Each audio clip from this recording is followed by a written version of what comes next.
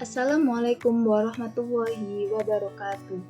Perkenalkan, nama saya Firda Livia, saya dari Prodi Pendidikan Agama Islam, NIM 9321336618. Di sini saya akan menyampaikan materi Pendidikan Agama Islam 2, yaitu tentang khutbah, tabligh, dan dakwah.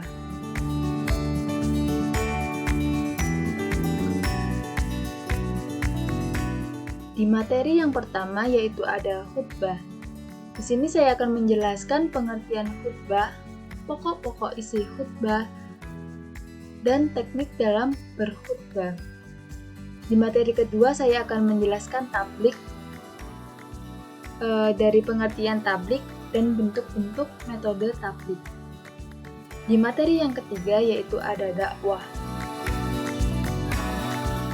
Di sini saya akan menjelaskan pengertian dakwah dan pendekatan di dalam dakwah.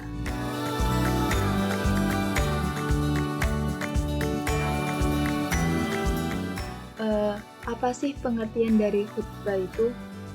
Khutbah dari segi bahasa yaitu berceramah, pidato, atau yang lain sebagainya.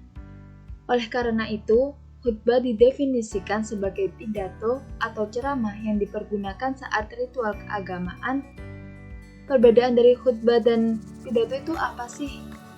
Nah, pada umumnya terletak pada aturan yang ketat dengan waktu, isi, dan cara penyampaian pada khutbah.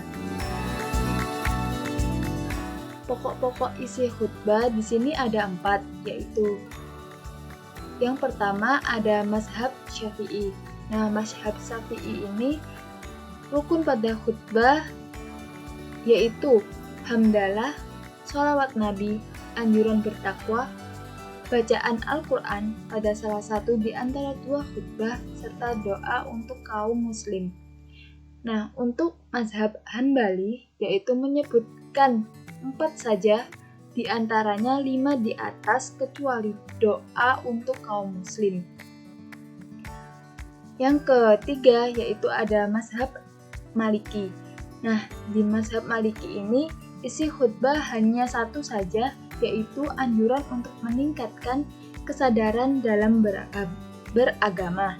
Nah, yang keempat ada mazhab Hanafi.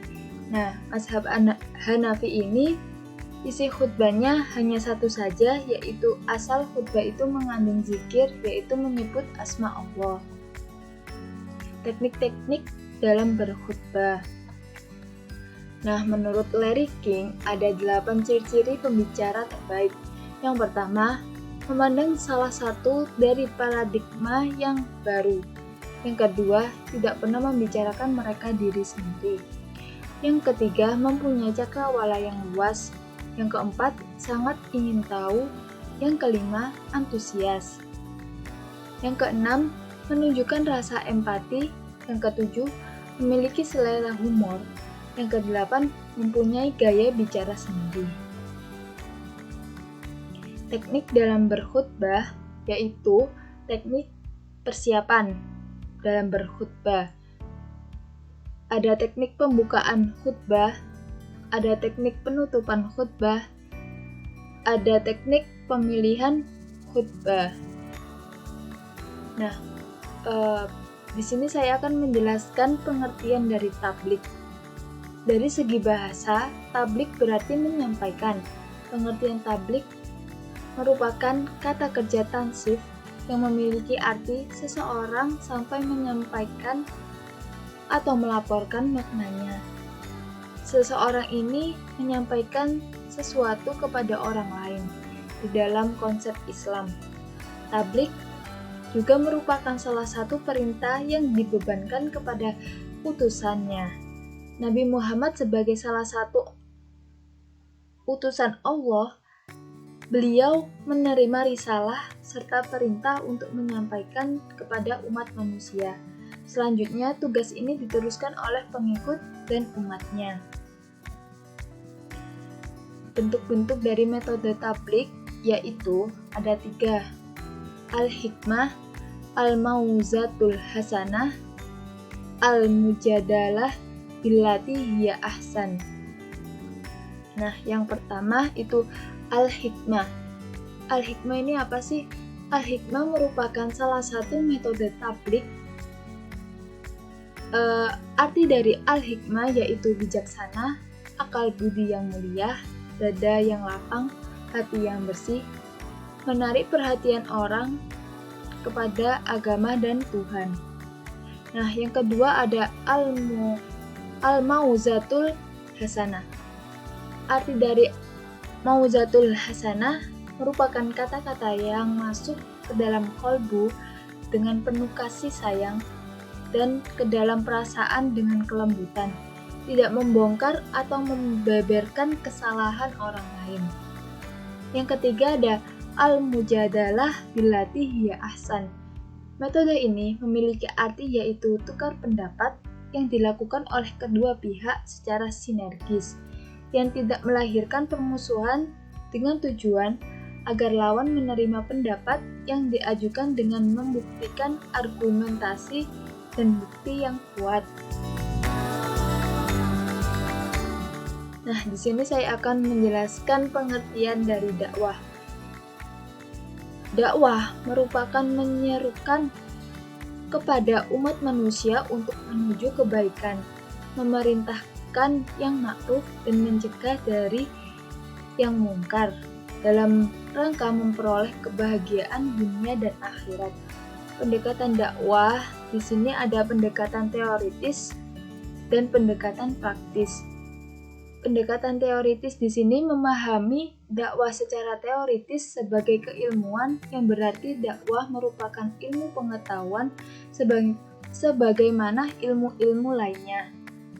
Nah, sedangkan pendekatan praktis yaitu memahami dakwah secara praktis sebagai tindakan serta aksi untuk dikembangkan, yang berarti perlu adanya pemahaman dakwah yang relevan dengan kemampuan cakrawala pikir objek dakwah secara keseluruhan yang bersifat kompleks. Jenis-jenis dakwah Islam. Yang pertama ada dakwah bil lisan. Dakwah bil lisan memiliki arti menyampaikan atau bersifat tabligh, dapat berupa ajaran seseorang atau sekelompok orang untuk mengikuti perintah Allah dan menjauhi larangannya.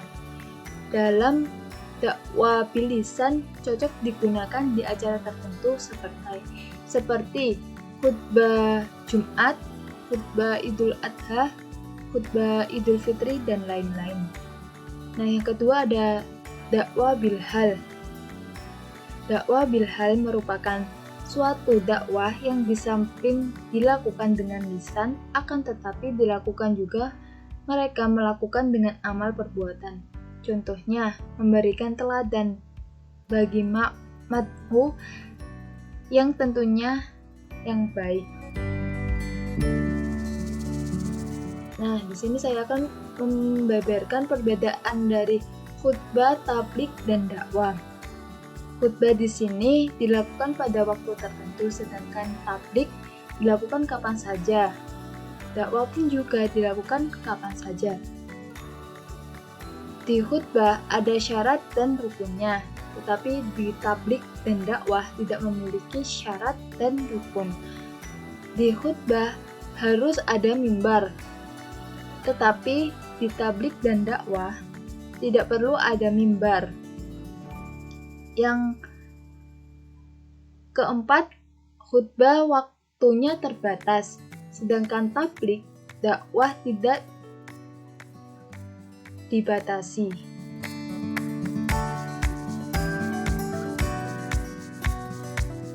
Di khutbah oleh orang yang memiliki pengetahuan agama yang luas serta berbicara fasih, sedangkan di tabligh dan dakwah tidak harus demikian.